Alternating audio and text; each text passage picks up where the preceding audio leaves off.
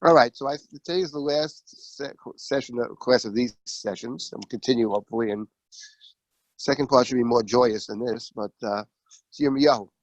It's a funny thing is that the book after Yirmiyahu was Yechezkel. We think of Yirmiyahu as the prophet of doom, which he largely is.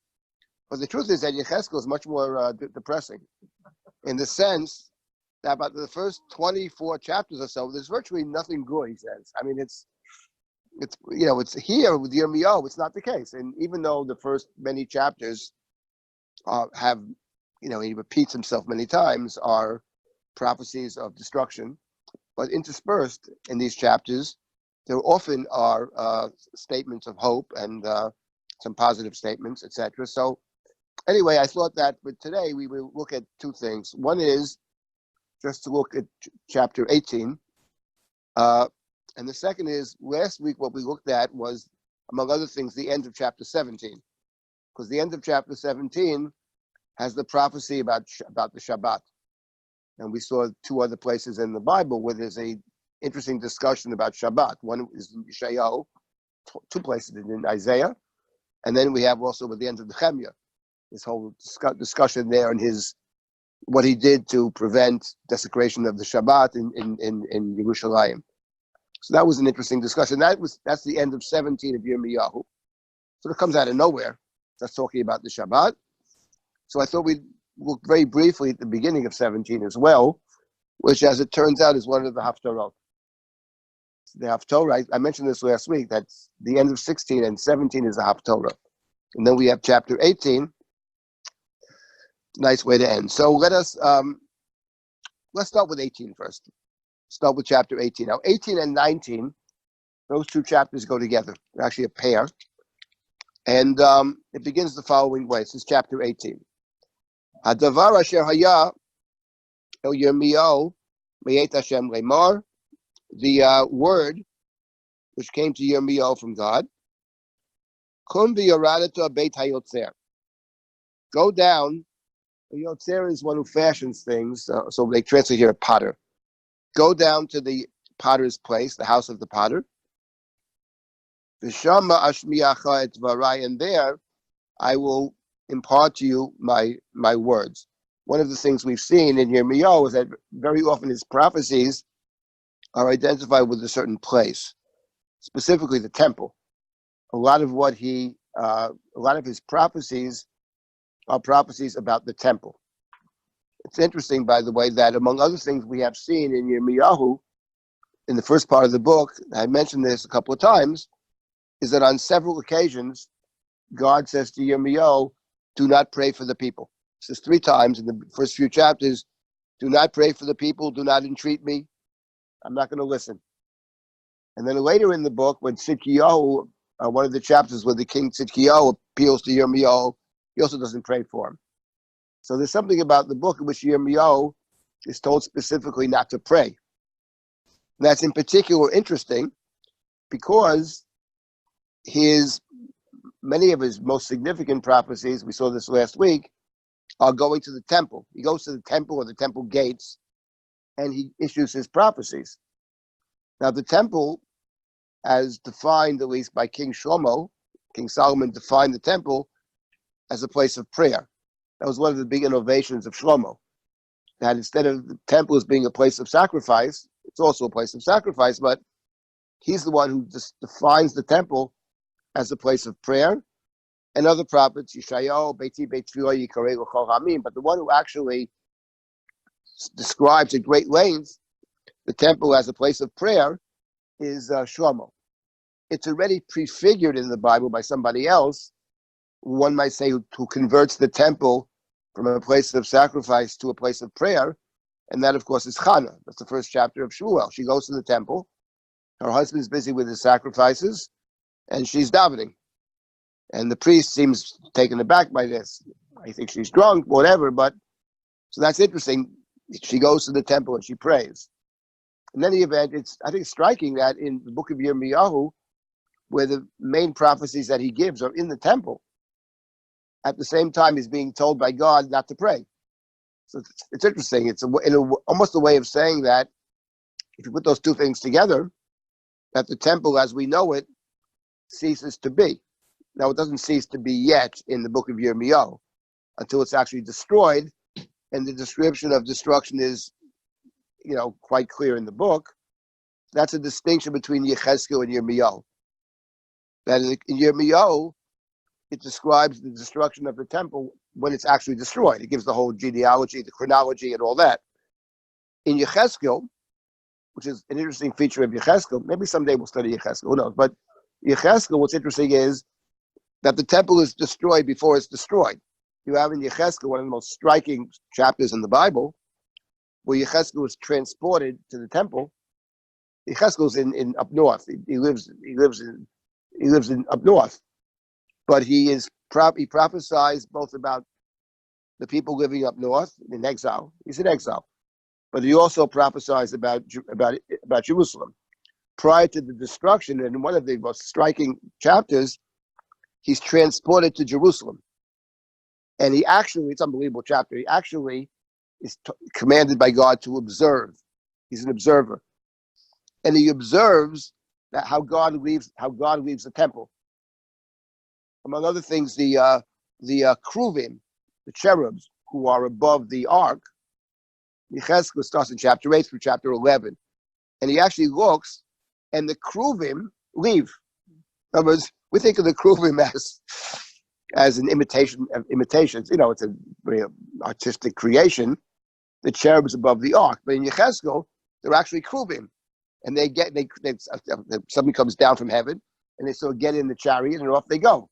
So, and this is before the destruction. So, in other words, he envisions actually, in Yechezkel's vision, the temple is already destroyed before it's physically destroyed, because God's not there. God checks out much earlier. God's already out of there. That's very striking. In Yirmiyahu, that's not the case. In any event, so as I said, Yechezkel has a very interesting book, but it's in a way much more depressing. Here he's commanded to go down to the house of the potter. And go there, and there I will tell you, that's the point, there I will give you the prophecy. So he goes. V'ered Beit HaYotzer, v'nehu osem melacha havnayim. So the Yotzer is there. The potter is there. He's working al ha'ovnayim. Ovnayim, here they translate, this is the JPS translation, so we always take that with many tons of salt. I found him working at the wheel. I know we get Ovnayim to wheel. Could be, it's a place where a potter works. But Ovnayim in the Torah actually is a birthing stool, right? It's at the beginning of Exodus. So actually it probably is related in some sense about when something gets created. Something is born or created. So he's going down, and the potter is working in his place. V'nishchat hakli. And the vessel that the potter is working on, nishchat, was spoiled. It got ruined. Asher hu oseh b'chomer. He's working with clay. So he's fashioning a vessel, and the vessel gets ruined. Right? B'chomer biyad hayotzer. And in the clay which is in the hand of the potter. Chomer biyad hayotzer. Get back to that phrase later. V'shav. But then he returned. It means he went back. He retraced his steps. V'yaseu kli acher. So he made a different vessel. He still has the clay. So he fashioned it a certain way, and it's no good. After he makes it, he realizes it's not good. So what does he do? He takes the same clay, and he makes a different vessel. Kasher yashar b'yanei hayotzer lasot, as it seemed appropriate or fitting for the potter. So that's what Yirmiyahu is seeing when he goes to the house of the potter. And now God gives the prophecy to Yirmiyahu. Vayidvar Hashem elai lemar. Then the word of God came to me in that context, saying, Hakayotzer hazeh lo uchal lasot lochem Beit Yisrael num Hashem hinei kachomer biyad hayotzer kenatem biyodi Beit Yisrael. So he says to Yirmiyahu, am I less than a potter? Can I do what a potter does? Right? You are in my hands, says God, like clay in the hand of the potter. Kachomer biyad hayotzer. Right. And now he says, now the prophecy continues. Rega adaber Al goy v'al mamlacha l'ntosh v'l'ntotz l'havid. I could speak at a time, at a moment, about a certain nation to tear them down. L'ntotz, those are terms that we find often in Yirmiyahu, and especially in chapter 1. Those were two of the terms in chapter 1. L'ntosh, l'ntotz. Let's just find that in chapter 1. Yirmiyahu is given his mission. Let's see. Verse 10, yeah. L'ntosh, l'ntotz, l'havid, v'la'aros. L'nod, v'l'ntosh. 6 verbs. The first 4 of which are negative, destroy. Then there's to build and plant. Those terms appear throughout the book, but remember, there are 4 words about destruction, only 2 about building. So that's significant. In any event, 3 of the 4 words are right here. It's l'ntosh, l'ntotz, l'havid. So I have a certain decision. V'shav v'goyahu, and that nation changed. V'shav, they returned, they changed. Me'rato, they relented of their evil. Asher dibarti olav, and which I had spoken about. In other words, in terms of giving the reasons for my anger, I had mentioned the particular sins, but they changed. V'nichamti ha'ra'ah asher chashafti la'asotro. So I repented of the evil that I thought to do. Now he has the other 2 terms. Sometimes I spoke about a nation, my intention to build and plant. And then they do evil. And then I changed my mind about the good. Fine. And now it continues. So therefore, now. Emor no el ish Yehuda v'yayoshvei Yerushalayim lemor kol amar Hashem. Hinei anochi yotzer aleichem ra'ah v'choshev aleichem machshava. Shuvu no ish midako ha'ra'ah ve'tivu darcheichem u'ma'alechem. So my message is, I am thinking, right? Ani choshev. I'm thinking about yotzer aleichem ra'ah, playing with the word yotzer. It means to put upon you in this case. Yotzer, he ain't translated devising. It has to mean my intention is to bring about evil, right? And therefore, return. Shuvu. If shav, right? If you return, then presumably what it just said, a couple of verses earlier, in verse number 8, V'shav ahu me'ra'ato, sher dibarti v'nichamti al hara'ah. This is the message to the people. V'yamru noash. But they will say, noash means we despair. It's no use. Ki acharei machshavoteinu, no, we're going to follow our own thoughts. V'ish rirut libo hara na'aseh, and everyone will act with the willfulness of their own heart. Shrirut libo is a phrase we have in Sefer Devarim that appears several different times in the book of Yirmiyahu. Right, now, so this is the image of the potter. In the language is kachomer biyad hayotzer, and this is familiar to us, or should be familiar to us, at least Ashkenazim, because it's the piyut, it's the tagline, Yom Kippur. It's Yom Kippur night, actually. It's the slichos of Yom Kippur. And actually, it's very significant.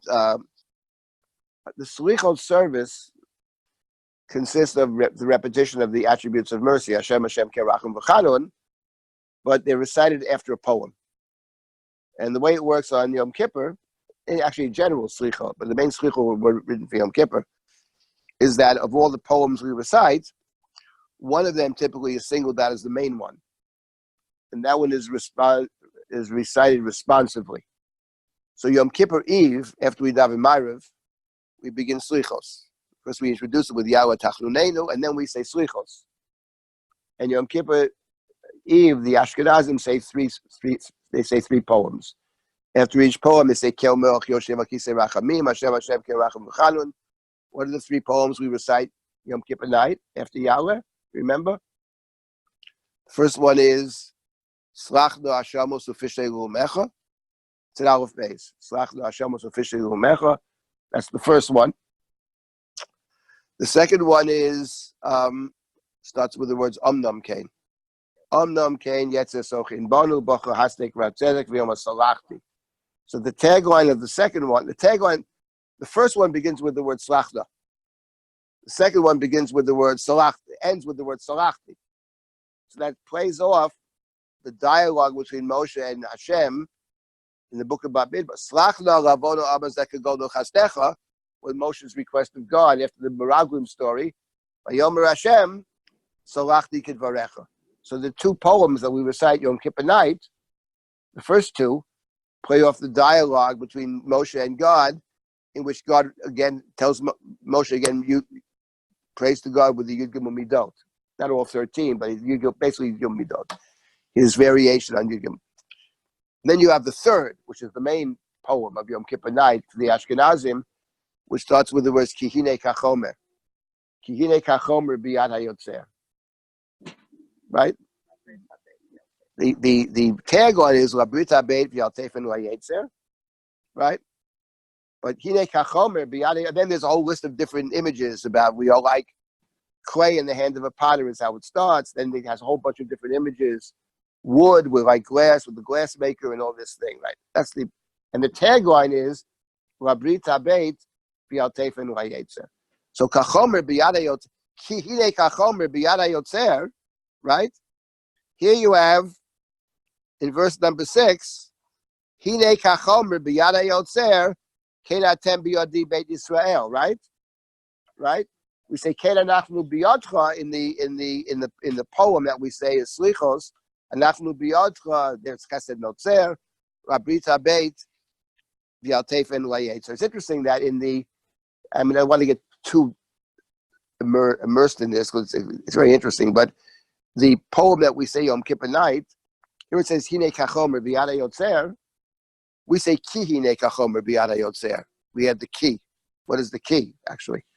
So the key, right? The key, and the tagline is Labrit HaBeit V'Yaltefen L'Yetzer. Look at the covenant and not at the Yetzer, the inclination, right? It plays with the Yetzer and Yotzer, right? Starts with the Yotzer. Kachomer Biyad HaYotzer, right? Altefen L'Yetzer.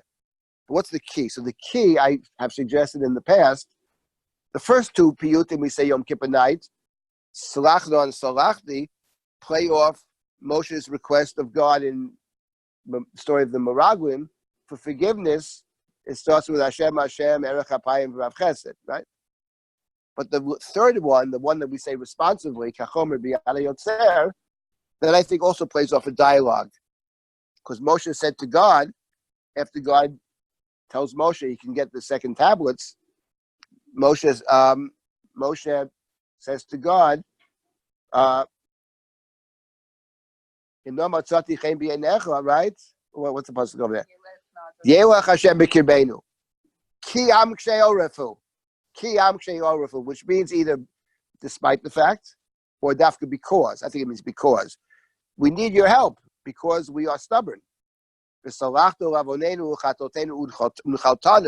what's God's answer? And God says to Moshe, Hinei anochi koreit brit. So the key and the Hinei actually, it's not just playing off the verse here in Yirmiyahu, but the key and the Hinei are also a dialogue. The key is what Moshe said. Kiam kshe'orefu v'salachtu lavonenu. God's answer is Hinei anochi koreit brit. That's the key and Hinei. So what the poet did was took the phrase here from Yirmiyahu, Hinei kachomer biyad HaYotzer, but the poet who wrote the Slicha uses that first line, but adds the word key. Because just like the first two piyutim are a dialogue, which plays off the Yud Gimel Midot in the Meraglim story, the third poem, which is the main one, Pismon, plays off the dialogue in the book of Shemot, the golden calf, which also was about the Yud Gimel Midot. You realize the degree to which the Yud Gimel Midot are the central prayer of Yom Kippur, of course. Now, having said all that, I personally find that extraordinarily interesting, by the way. It seems so obvious when you hear it, you know what I mean? Believe me, it's not. But the point is, it's interesting that actually, if you think about it, it's not the same thing. In fact, it's very, very different. In other words, the meaning over here in Yirmiyahu means one thing. And the meaning, the Slicha, and we say Yom Kippur, Hine Kachomer, Labrita Abeit, V'Altefo Yetzer, I think carries with it a completely different meaning. Because the point over here, which is made about as clear as you can make it, is that God is the Yotzer. God is the one who fashions the object, but the point of it, and God and the potter the object is no good, so it got ruined, right? Yirmiyahu goes down to the potter's place, right? House of the potter, and it got ruined. Okay, but you still have the clay, so you can fashion it a different way. So the potter has the ability. The fact that something is a certain way doesn't mean it has to stay that way. The fact that the clay, this vessel, is no good, doesn't mean it has to remain no good. It can be changed. And the point of the prophecy is that God says, am I not like a potter? In other words, if the people are bad, okay, the bad consequences. But if the people change, v'shav, don't I have the ability then to change the consequences? That's what the prophecy says. Conversely, if they're good and do bad, well, so it's basically up to them. That's what it says over here. It's up to them to behave a certain way. It's within my ability to respond appropriately to where they find themselves, either in the positive or the negative. That's what it says here. That's kachomer biyada yotzer. I'm not worse than the yotzer. I can respond, but the focus over here is on the people, and therefore in verse number 12, if they say we despair, we can't change, okay, they're going to follow our own thoughts. What can I do? That's the way the kli is going to remain. The kli will remain, because I'm going to respond to them, but I'm not going to just do something. I have the ability to change, but I'm only going to change things if they change first. So that's the dual prophecy here in chapter 18. I mean, it's just very straightforward. It's v'shav hagoy. If they shove in that direction, that's positive. But if they do bad, then the other way, the other side, okay, right? And therefore, ani yotzer lechem ra'ah shuvuna, right? If change your ways, in which case I'll make a different kli. I'll have a different consequence. That's what it says here in Yirmiyahu chapter 18. Now, the Slicha Yom Kippur night, I'll just say personally, I never thought of it that way at all, actually. I thought it had a completely different sense on Yom Kippur night. But let me say just parenthetically about Yom Kippur. I happen to love Yom Kippur. That's anybody who knows me knows that. And what's important about Yom Kippur to understand is, since I mean that's so obviously so trite, but there are 5 prayers on Yom Kippur. 5. In the actually authentic, real traditional service, which almost nobody has, there is slichos all 5 prayers. You open up any, and those who daven actually a traditional service without deviations say slichos all the 5 services. Who does that? So the Edot Mizrach do it, of course. The Yemenites, the Moroccans, they and the German Jews, the Yekis don't change anything. And when they daven to 800 years ago as well. Everybody else, what about the traditional services, have deviated by chopping out slichos from 3 of the 5 services and only leaving the vestige of slichos. That's true of 95% of the Orthodox synagogues, including, I'm quite sure, the one we're sitting in right now. And it's a mistake, a bad error. How it happened is a good question, but that's the reality of it. Now, why is that significant? Who cares anyway? So the point is, I mean, some people who are very traditional care. Rabbi Soloveitchik cared about it, okay? But the point is, it is actually significant for a completely different reason. Because the Slichot compositions, the poems, were different for Shachrit and for Mincha and for Musaf and for Ne'ilah, and the ones at night are different. And the Slichot actually reflect a kind of mood. There are 5 prayers of Yom Kippur, but there are 5 totally different moods. And that's what's different about it. It's not just saying the same thing 5 times. The mood of Mincha Yom Kippur is not the mood of Shachrit, and it's not the mood of night, and it's not the mood of... Each one is completely different. And it's often reflected in the Nusach. in the another lost art, in the tunes and the melodies that we are singing, the nusach hatfilah, for example. Just give you one example. This is all one big digression, but it's not a waste of time. Let's say, for example, the Kaddish you say before Musaf, right? That right? It's beautiful. It's very stirring, And that is the Kaddish before Musaf.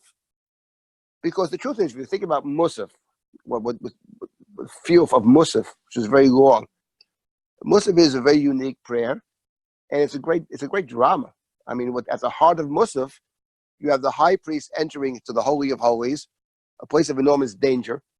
We don't know if he's going to make it alive. And this high priest carries upon his shoulders not just his own personal fate and the fate of his family and all the priests, not even the fate only of Israel, the whole world. When he comes out of that Holy of Holies alive, in the Ashkenazic rite, and Ami's Koach, there's this unbelievable, beautiful description of the world is rejoicing, the world is singing. I mean, it's unbelievable, and that's the drama basically. Now it's many, and not just it's a drama in that sense. It's very unique. It's very unique. We don't have this too often in our services, where we actually reenact the service. It's a reenactment. You're actually in the temple. You're in that temple on Yom Kippur afternoon. We are witnesses to the service and participants in the service of the high priest. So the Kaddish before Musaf is a stirring Kaddish. The Nusach's not disconnected to the right. So that's the mood of Musaf. Now, what is the mood of Yom Kippur night? It's a good question, but I'll tell you what I feel it is. Of Hinei Kachomer B'Yad HaYotzer, it's not what it says over here at all. It's completely different.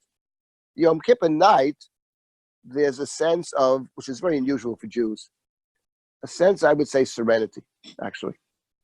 I'm not talking about Kol Nidre, that's a different story. But the Selichas of Yom Kippur night, there's a certain peacefulness to it. Hinei Kachomer B'Yad HaYotzer is saying something very different. It's not saying it's up to us to repent and therefore you're going to respond appropriately. That probably is the Kol Nidre idea. That it's all on our shoulders. That's another story. It's a very different feel.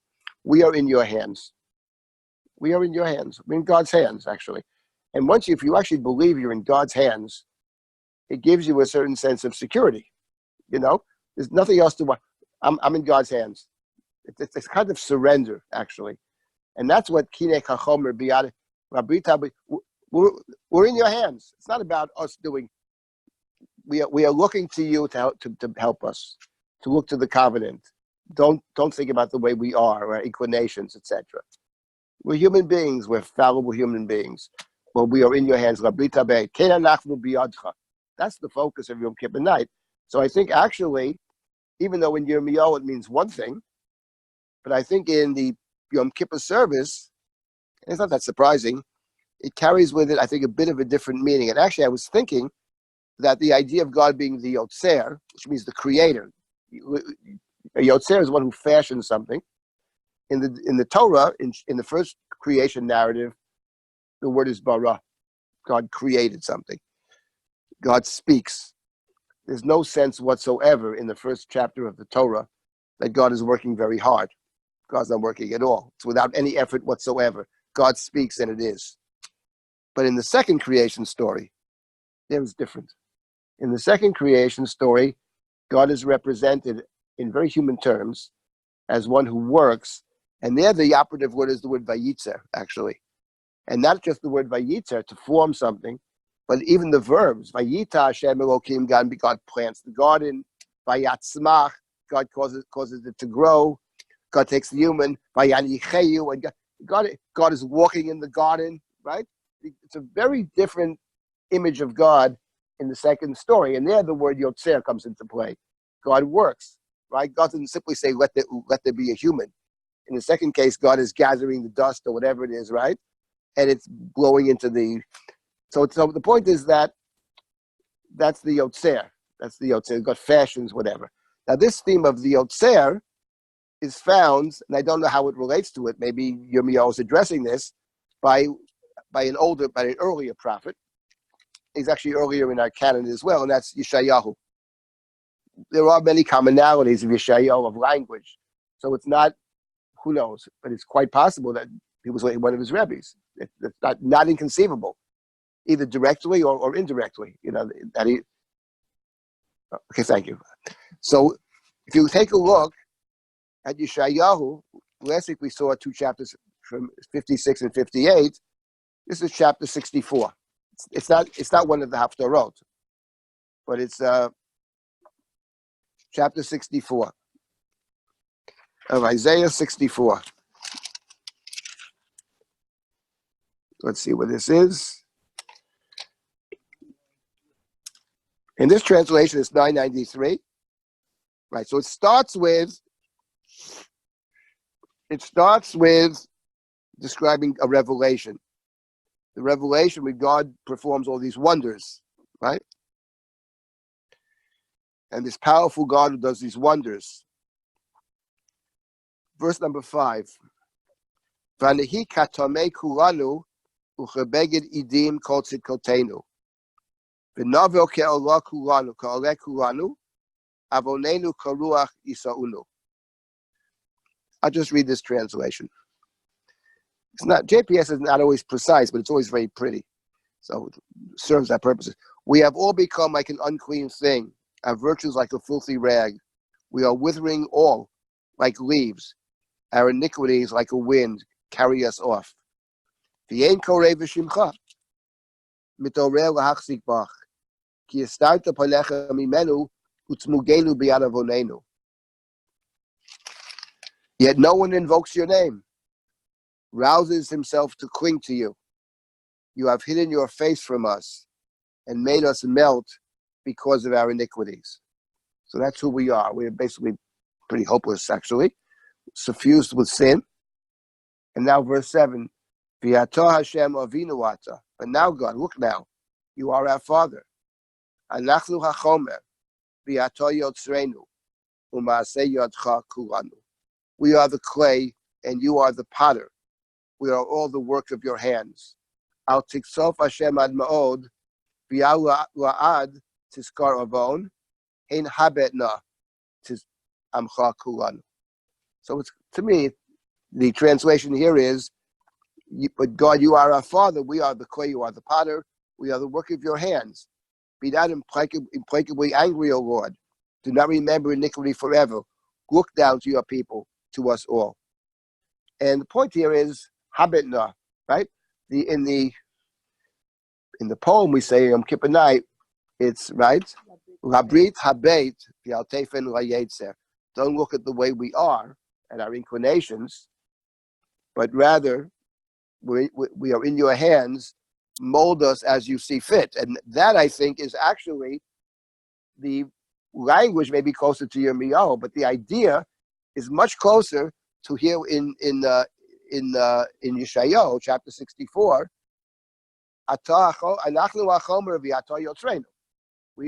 We are in your hands, basically, right? We're not in control. We're in your hands.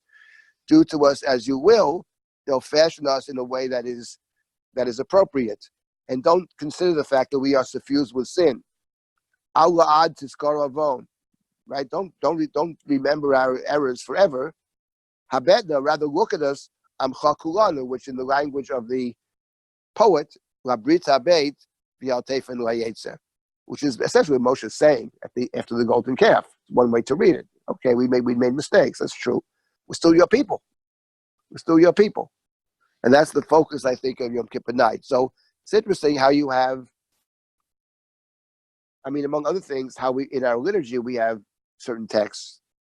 It's not choral liturgy, of course. It's just a poem. It's probably a medieval poem.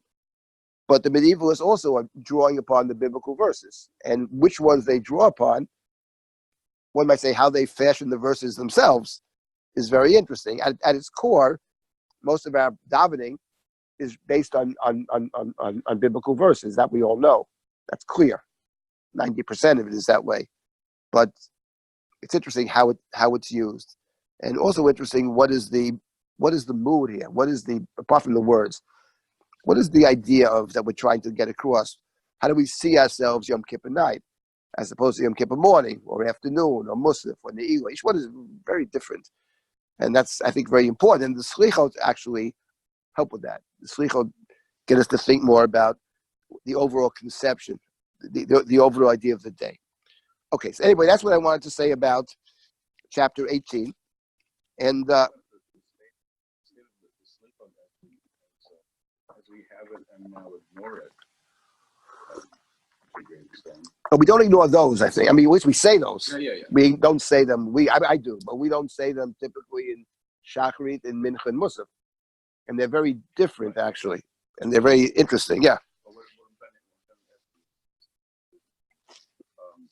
But it emerges as a corpus in some of the Shonim.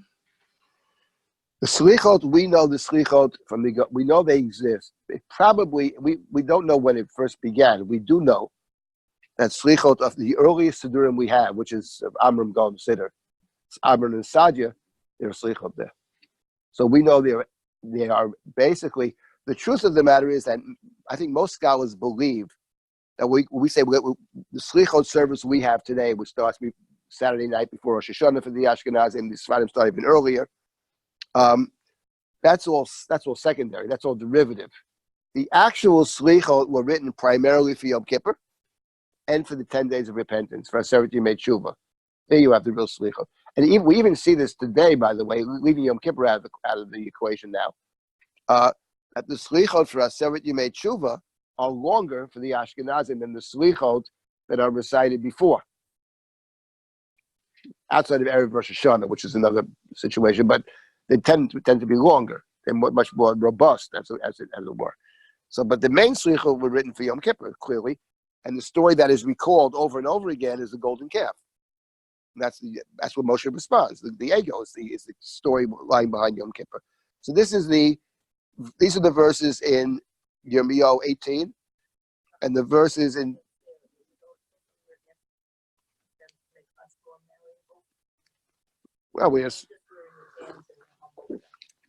I think a night, people can have different takes on the prayer. My take on the prayer of Yom Kippur night is, we are in your hands. And that's the basic idea of the Slichos Yom Kippur night. We're in your hands as we start the day. And look, at the end of the day, repentance requires an act of grace. We can talk about, basically because as we say, the first night of Slichot, actually, the first night of Ashkenazic Slichot, Motzai Menucha, they're the Pismon. There's always one main, the Pismon has been Motzai Menucha, Kidam Nucha Tchila, and there the phrase that repeats several times is the idea of the word miracle. Tarem Nisecha, Mafli Plaot, show us your miracles. Repentance is a miracle in the sense that you can't change the past. I feel bad I did something. I hurt somebody. I did a bad thing. Now I feel sorry about it. Okay, you feel sorry about it. That's a lovely thing to feel sorry. But at the end of the day, what you did, you did. And you can't erase that, actually. It actually happened, right? So how do you overcome the fact that it happened? King David may say about Uriah Achiti, Chatasi Hashem, but Uriah ain't coming back. He's dead, right? So therefore, how do you change that? Now, again, there are different kinds of situations.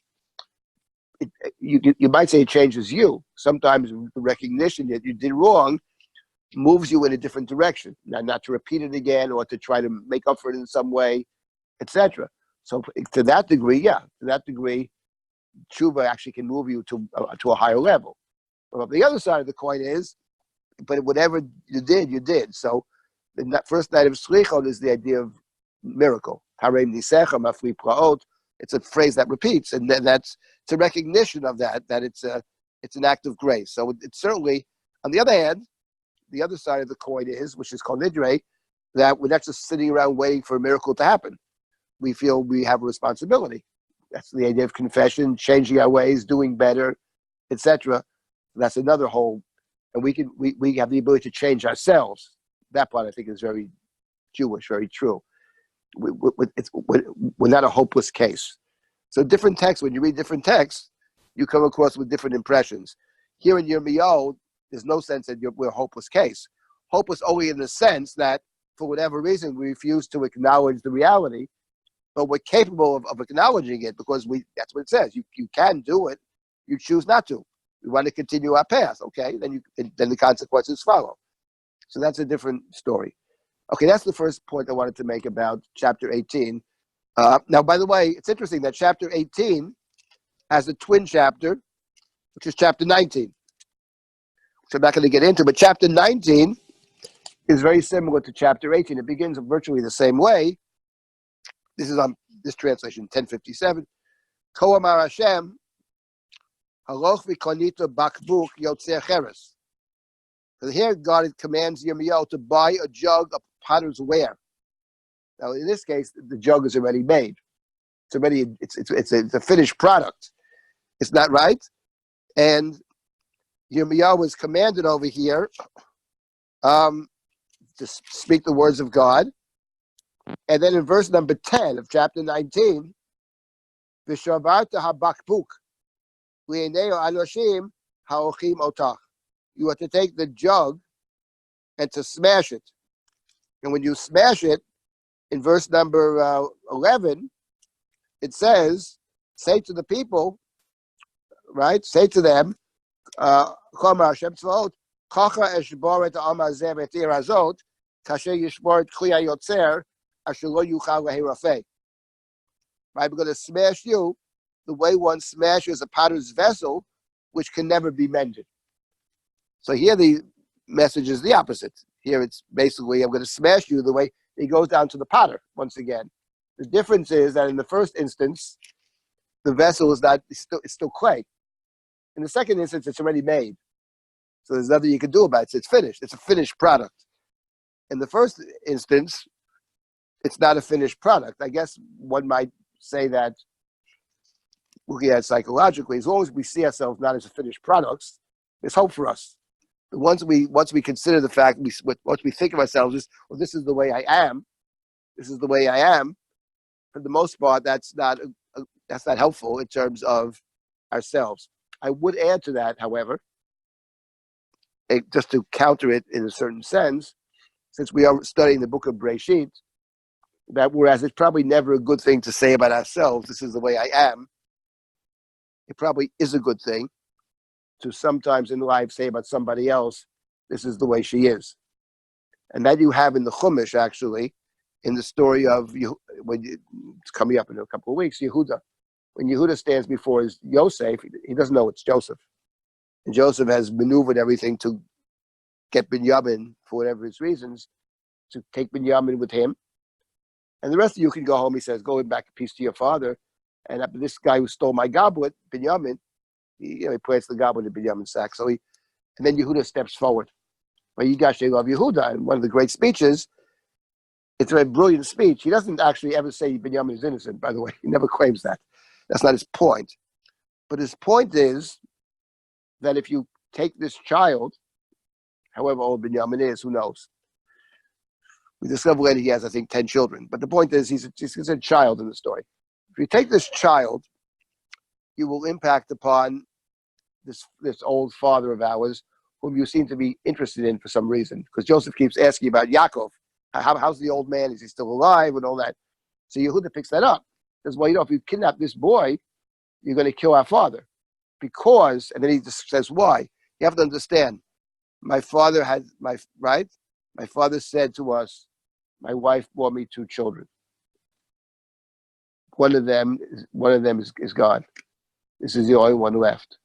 And their souls are bound together. Now, the idea that Yehuda could even say those words, my wife bore me 2 children, which is true, actually, Ishti. Yaakov considers Rachel his wife. I don't know what he considers Leah exactly. But Rachel is called Eshet Yaakov in the Chumash. Leah is never called Eshet Yaakov. Bateled Rachel, Eshet Yaakov, etc.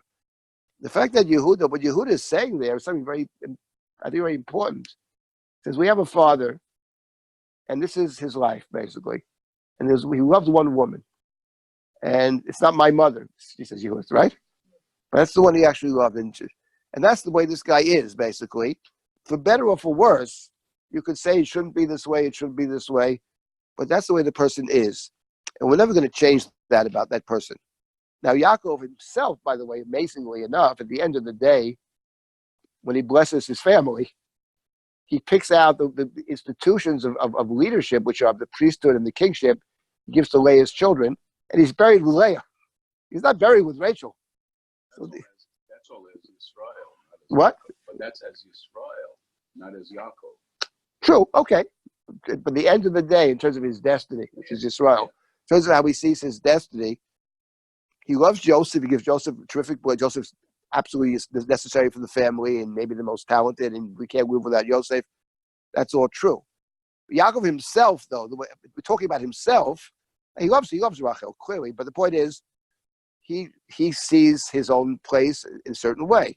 But my point is that when you talk about the other person, his son Yehuda, it's not just, I think, because he's making an argument. He's actually saying the truth, which is, this is the reality. You have to say the reality over here. It's not just this boy over here, but this boy and our father, their souls are bound together in a way you can't even imagine. Of course, he talks to Joseph. Joseph can't imagine it very well, but that's the power of it. But so I'm saying it's one thing to say about the other guy, this is the way he is. I think all of us have faced that reality in life. It's what the world as it is, basically. It's what some try to explain in terms of the Kabbalistic tree, you know what I mean? The Kabbalistic, it's the meaning called hold. Hold means to accept. That's supposed to netzach. Netzach that's Moshe. Netzach means victory. You're going to overcome. That's Moshe Rabbeinu. Every problem can be overcome. There's a golden calf, you overcome it. There's always a way to overcome things. And Hod is different. Hod is acceptance of acceptance of reality, which is very important. And Hod means more than that, but it's that quality of our own, actually. To accept, we have to accept certain things in life. So my point is that it's one thing to accept the other person's limitations or whatever.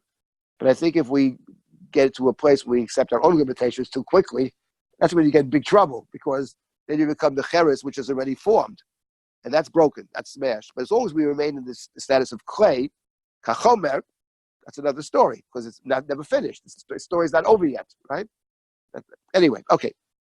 It's a little sermon, but it's shots too. It's not just that made up. Now, okay, now that's point number one. That's chapters 18 and 19. I thought in the remaining time we would go back to, because last week we looked at the end of chapter 17. And the end of 17 is remarkable.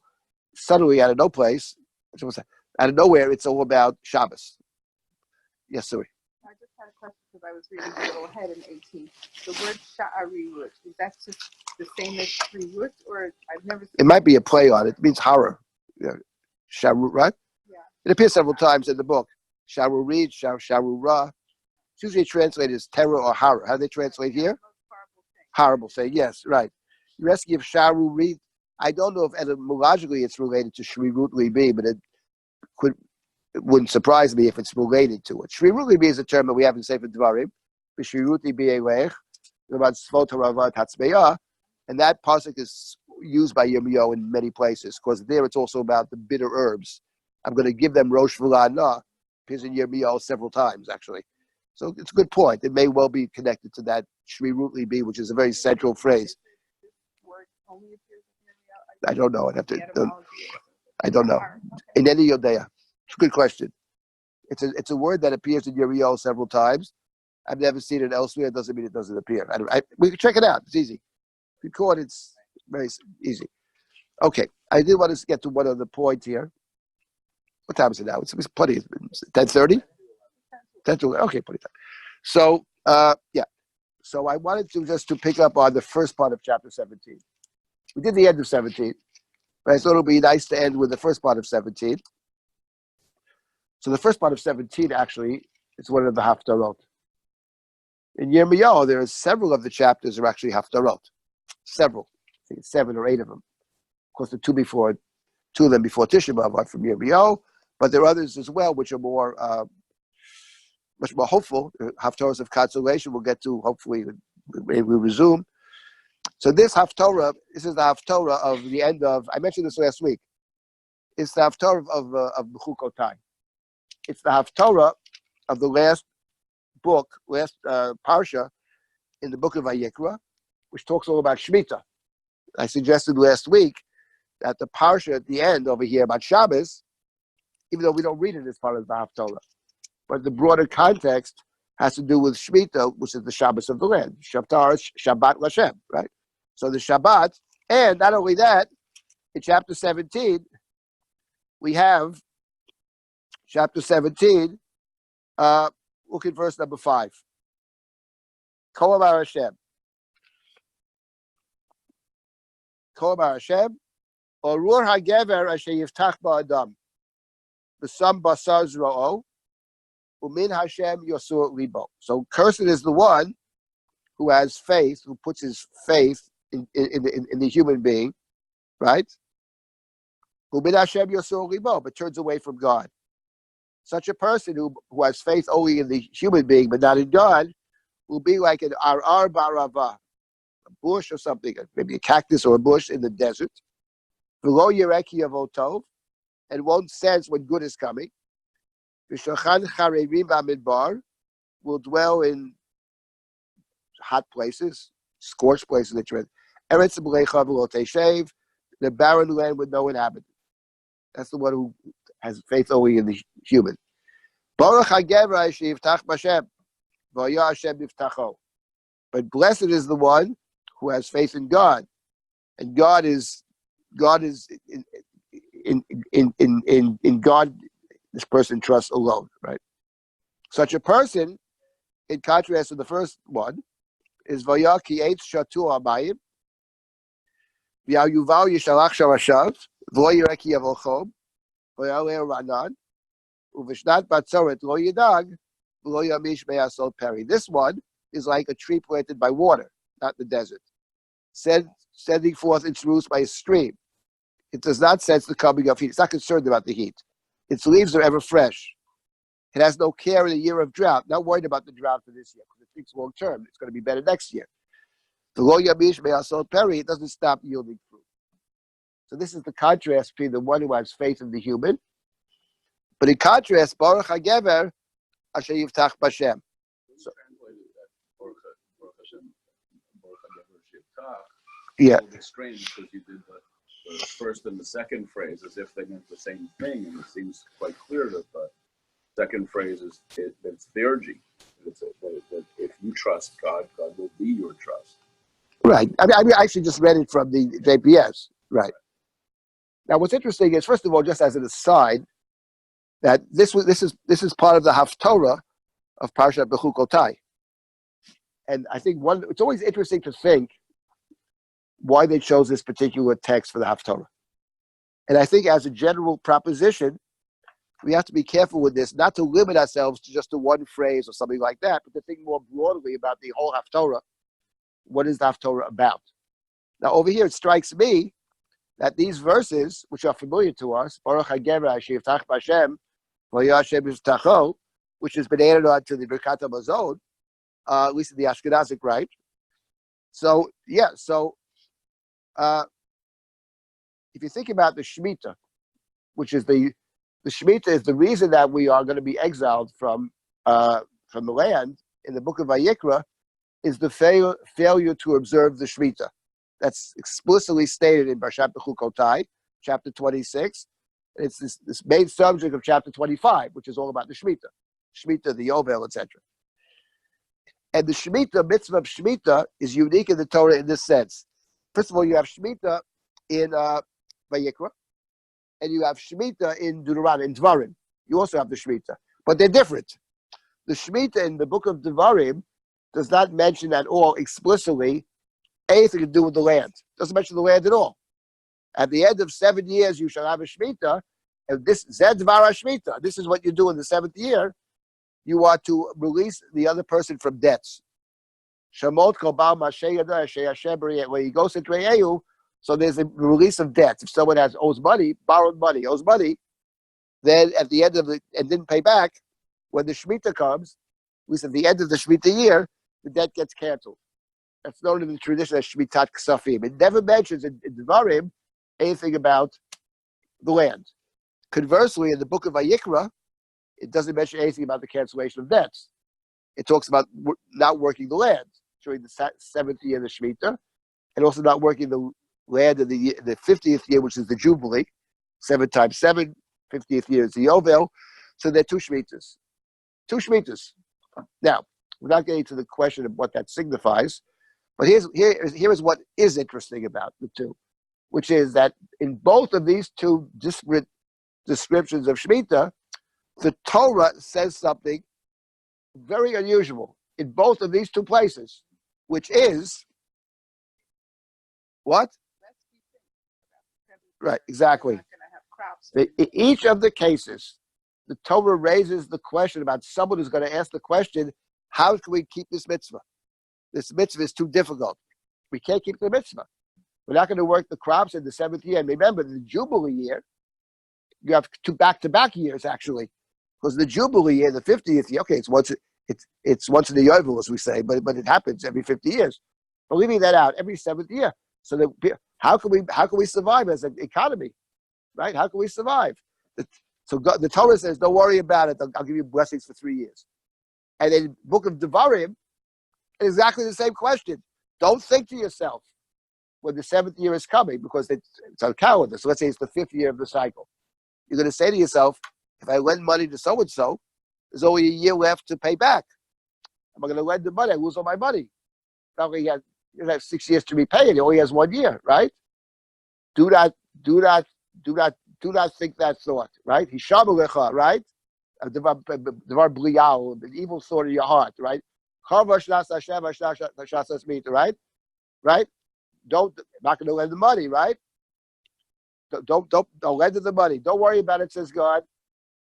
I'm going to take care of you. Make sure you give a person what the person needs. So those are two examples that's rare in the Torah. It's hard to think of another case. Maybe there's one other place. I don't know offhand, but where the Torah actually asked that question for us. It's in particular interesting nowadays because basically the Jewish people, for the most part, don't observe the Shemitah. That's either Rav Kook Center or whatever it is. I'm just saying that Shemitah is a very interesting question. Because the Torah itself asks the question, how can we possibly do this? How can you do this? It's not impossible, right? Now, it is much more complicated today, economically much more complicated today. Because of the markets and the foreign markets, they're losing your market share and all that stuff, which is why you have a heter mechira and all this other business and the whole discussion, which it is was a very burning issue. I think it's an extraordinarily interesting issue in terms of halacha, how it functions, but leave that aside. But the Torah in each case, so my point is that when it comes to Shemitah, even though we don't talk about this so much in general, if you talk to a good Christian, it's all about faith, right? If you talk to a Jew, it's more about action. It's about doing. It's not less about faith. Depends which Jew you talk to. But for the most part, it's about doing mitzvah, doing things. But the Haftorah actually is about faith. Baruch HaGevra Sheyivtach B'Hashem, right? Right? So the point is that's one of the reasons it's chosen for this parsha, which often is a double parsha too, by the way. You often read the Shemitah, when you read them together, you also read this Haftorah. But even without Bahar, which is all about Shemitah, B'chukotai, the lands will lie fallow the years you did not keep the Shemitah. It's the only mitzvah that's mentioned. So this idea of faith, actually, which is central to the Haftorah, the Yirmiyahu, is very appropriate for the Shemitah. And in addition to that, right, as I mentioned, the end of the chapter actually is all about Shabbos, which is very, very striking. I'm sure this was part of the calculation. In any event, this is chapter 17, and at the end, it's interesting. The end of the Haftorah, we don't read the whole chapter. The last verse of the Haftorah, right? The next part continues. It's also very interesting.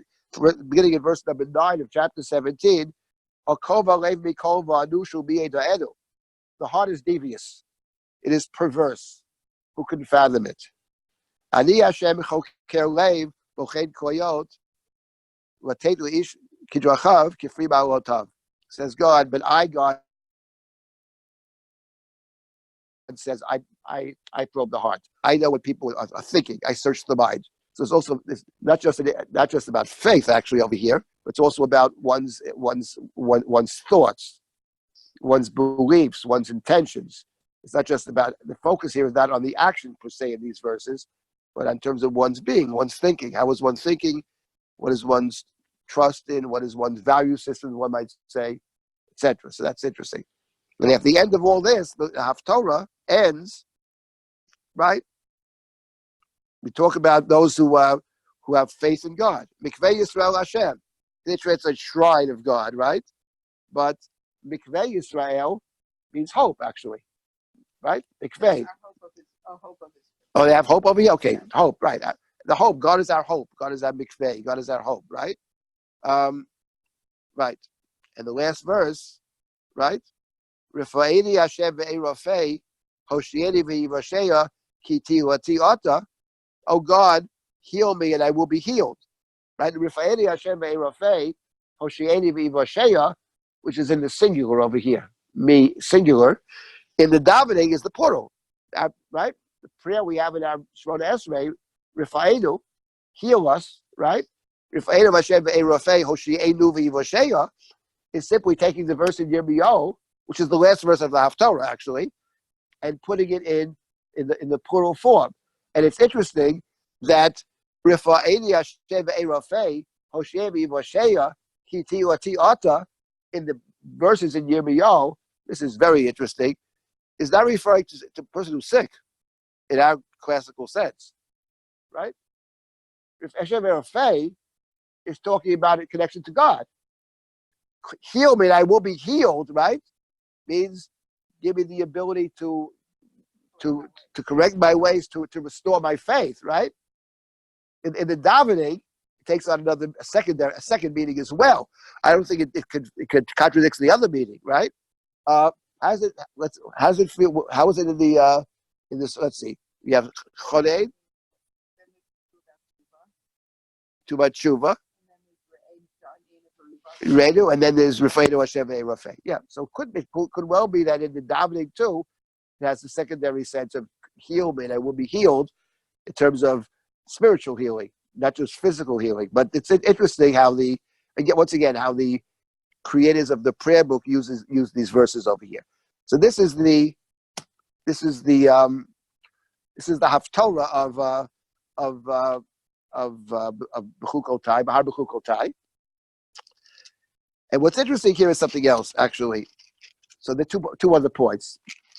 One is just to take note of the following: that the verses in Yirmiyahu, chapter 17, Kol Amar Hashem, Arur HaGever, Asher Yiftach Ba'adam, etc.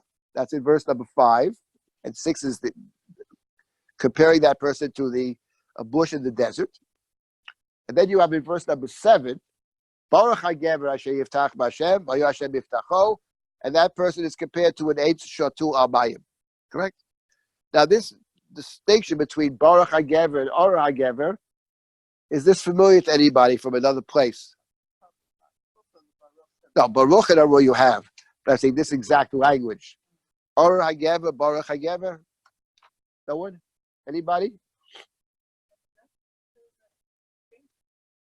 Oh, that's true. I mentioned that. That verse, Baruch HaGever, is in the Ashkenazi benching towards the end. Before Naro Yisi, right. Some other place. Nobody knows, huh? They have these groups that meet all over the place called Tehillim groups, you know? Anybody belong to a Tehillim group? No. Okay. What? Tehillim group, right? Which one? At the very beginning. How far in the beginning? The first one? It's the first psalm. The first psalm, actually, I'm not the first person to discover this, by the way. There's a lot of discussion about this. The first psalm, Psalm number 1. There's a question where Psalm number 1 ends, actually. Does it end in number 1 or end in 2? That's a separate conversation. But anyway, the point is, this is Psalm number 1. Psalm 1. Let's find this. Psalm number 1. Tehillim. Ashrei Ish. Yeah, there's 14 and 13 in this one. It's a little tiny psalm. Ashrei Ish. Happy is the one. Asher lo halach b'atzat rishayim u'v'derech chatoim lo amad u'v'moshav leitzim lo yashav. Ki b'torat Hashem chefzo That's the Mushar. And what about this? What about this person who does not follow the path of the wicked? This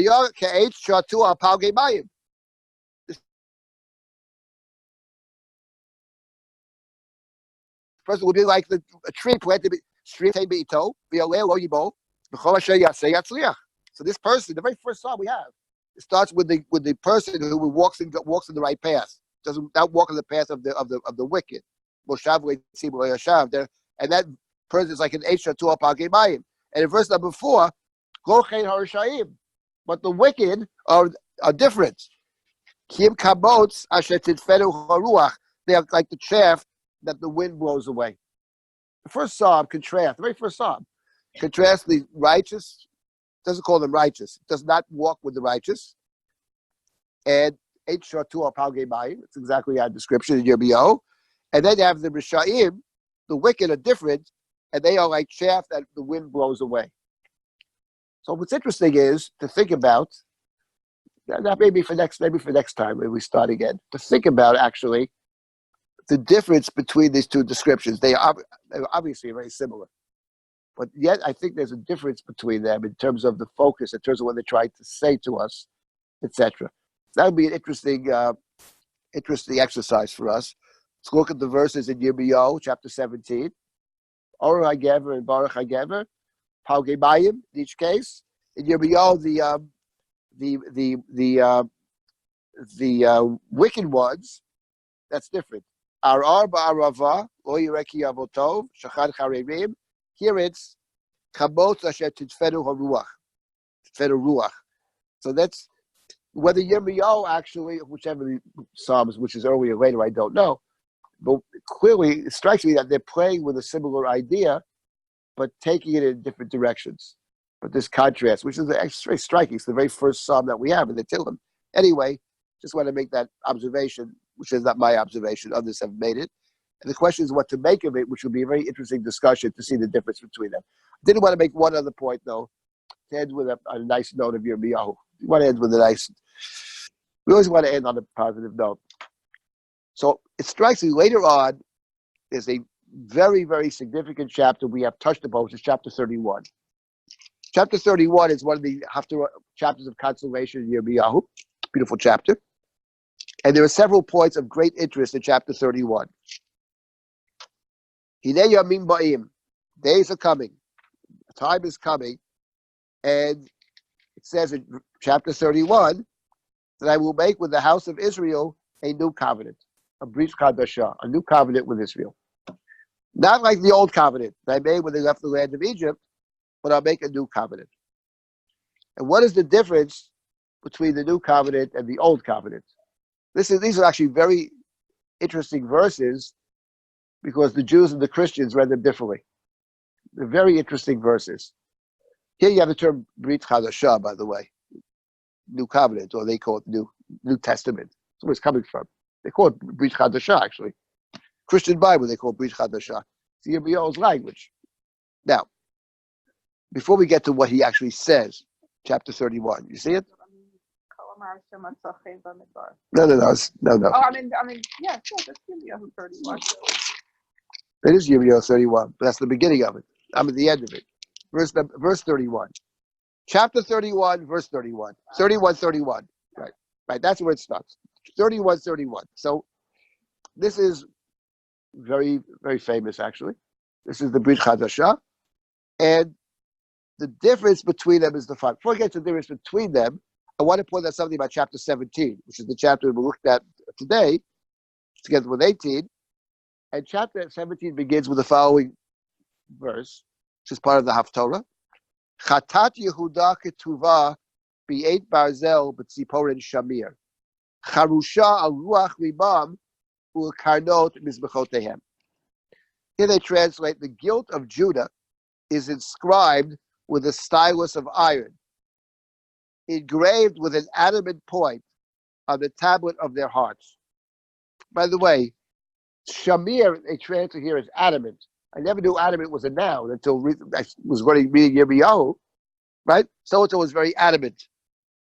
So adamant, there's another passage. Adamant is stronger than stone, it says. So adamant is some kind of a very hard substance. The shamir, actually, in Jewish, I say, mythical tradition, was some kind of a worm or something that was able to cut through the sharpest objects, right? The shamir. But the point is, but what it means, it's the hatred is adamant. So adamant must be some very hard substance, very, very hard substance.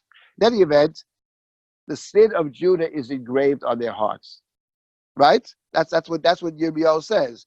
Chatat Yudah ketuvah b'eit be'azel b'tziporet shamir charusha al ruach libam. It's engraved on the tablet of their hearts.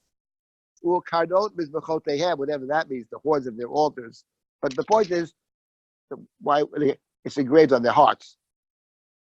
So in other words, it's not just written in a book someplace, but the sin is engraved on their hearts. That's the verse 7, that's chapter 17. Now when you get to chapter 31, well, something's engraved on you, right? It's very hard, It's like, it's essential. And the fact is, it's like, nowadays you walk in the, you see people who have a lot of tattoos, you know what I mean? So that for me, I always have a negative feeling about tattoos, maybe growing up, but I always wanted something else. Like if I ever ask them, but I say, let me ask you a question. Can you actually get them off you? I mean, how do you get rid of them? You know what I mean?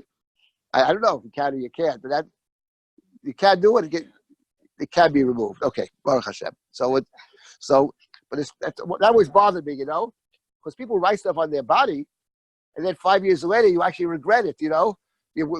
Guys, Diana, it's his former wife or something. You know what I mean? My point is, you write it down and then you regret it later on. So you have it on your body. So in any event, the sin is engraved. It's engraved. That's the point. When you get to chapter 31, it's very striking. Yirmiyahu's prophecy about the future, consolation. 31 starts very beautifully. 31 is the haftarah for Rosh Hashanah, second day of Rosh Hashanah, right? So you have verse 31. I'm going to make a new covenant with Israel. Brit Chadasha. Lo kabrit asher karati et avotam biyom hachziki biyadam. On the day I held their hand, says God. I held their hand and take them out of Egypt. Hashem a Pharaoh with Britzi, but they violated my covenant. Anochi ba'alti ba'amdu Hashem, even though I had espoused them, but they rejected me. Kizot habrit, this covenant is different. This covenant, asher echrot et Beit Yisrael, acharei hayomim ahem nu Hashem. Someday in the future, time will come in the future. This covenant, natati et torati b'kirbam, v'yawi bam echtavena. I will give them the Torah inside themselves. They will write it down on their hearts. That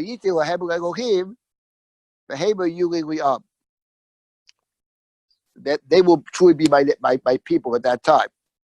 Do it Hashem. And it won't be necessary for someone to say to the other, you should know God. Because they will certainly know me at that time. Know me in the sense of experience me in the deepest sense, because it's written on their hearts. Right. It's also possible that if it's written on their hearts, that's something else. And actually it's very personal, which is what the chapter picks up on. If it's written on my heart, and the Torah on my heart, and then your heart, maybe they're not the same Torah. Because what is the Torah? What is my Torah, and what is your Torah? Which actually segues very nicely to the end of the chapter.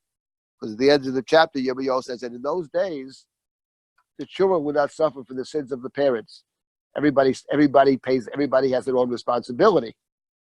Because maybe it's a different Torah for me. Maybe the teaching means one thing for me and something else for you. That's what it sounds like. But my point is that this is very interesting over here about the Torah that is inscribed on your hearts. Now the question is, what is the Torah that's inscribed on your hearts? And here people can disagree about what that means. Does it mean there is no objective Torah? It's just whatever is inscribed on your heart.